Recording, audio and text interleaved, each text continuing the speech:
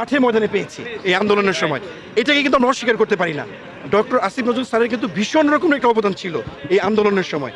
এছাড়া বাকি যাদের নাম আপনারা বললেন, আমরা কিন্তু তাদেরকে আসলে আন্দোলনে ওভাবে দেখতে পাইনি আর কি, সারা জাগানোভাবে দেখতে পাইনি।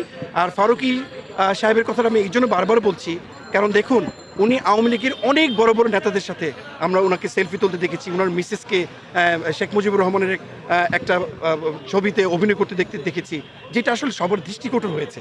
এই জন্য আমরা ওটাকে ফোকাস করে বলতেছি মূলত। মাহমুদুর রহমান স্যার বলেছেন যে দেবপ্রিয় ভট্টাচার্য যিনি অর্থনীতি বিভাগের দায়িত্বে আছেন, জি জি জি জি সালাউদ্দিন সাহেব যিনি অর্থনীতি উপদেষ্টা আছেন, জি জি তাদেরকে নিয়ে বলেছেন তারা কখনো আন্দোলন সংগ্রামে ছিল না, তাদের দিয়ে কেন আনা হলো, এই ব্যাপারটা আপনি কিভাবে দেখেন? আচ্ছা, আরেকটা বিষয়, দুজনের ব্যাপারে আরেকটা জিনিস আমি একটু আলোকপাত করতে চাই এবং ইলুমিনেট করতে চাই, সেটা হচ্ছে দেখেন একটা সংগঠন যখন হয় সব ধরনের লোক কিন্তু লাগে। কেউ স্লোগান দিবে, কেউ লিখবে, আবার কেউ বুদ্ধি দেবে, ঠিক আছে?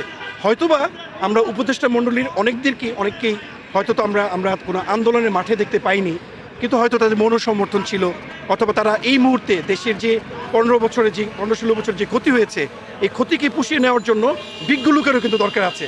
যারা শুধু আন্দোলন করেছে তাদেরকে দিয়ে যে আপনি সব কিছু করতে পারবেন তাও কিন্তু না। তো এটা আমাদের প্রফেসর ডক্টর ইউনূস স্যারের প্রতি যথেষ্ট পরিমাণ আমাদের আস্থা আছে।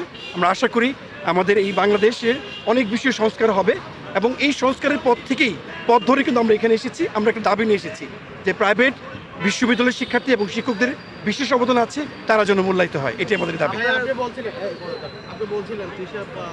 এই জন্য তো এই দাবি তোলার জন্য তো আমরা এখানে এসেছি। আমরা মোস্তফা সরোয়ার ফারুকীকে চাই না আসলে। আমরা যারা আন্দোলন করেছি, যারা জেল খেটেছি, যারা রক্ত দিয়েছি, আমরা চাই না সেই আওয়ামী দোসররা আবার যেন মাথা চারা দিয়ে ওঠে। আচ্ছা, আরেকটা ব্যাপারে আমরা কিন্তু আমাদের যারা আহত হয়েছে, আমি মনে করি তারা হচ্ছে জীবিত শহীদ। তাদের বক্তব্যগুলো শুনুন। একটা ছেলে, তার হাত নেই, পা নেই, সে বলতেছিল যে আবারও যদি কোনো এরকম ফ্যাসিস্টদের, সে যেই হোক, whoever he may be, তারা যদি মাথাচাড়া দিয়ে ওঠে, যতক্ষণ পর্যন্ত প্রকৃতভাবে স্বাধীন আমরা না হচ্ছি, ততক্ষণ পর্যন্ত আমরা আন্দোলন চালিয়ে যাব, এবং পরবর্তীতে আমরা আরও বড় আন্দোলনে এটা রূপ দেওয়ার আমরা চিন্তাভাবনা করছি। আমাদের এরকম চিন্তাভাবনা আছে। আমরা চাই যে আমাদের যারা ফ্যাসিস্টদের দোসর, সেই ফ্যাসিস্ট দোসর মুক্ত একটা উপদেষ্টা প্যানেল আমরা চাই। অসংখ্য ধন্যবাদ।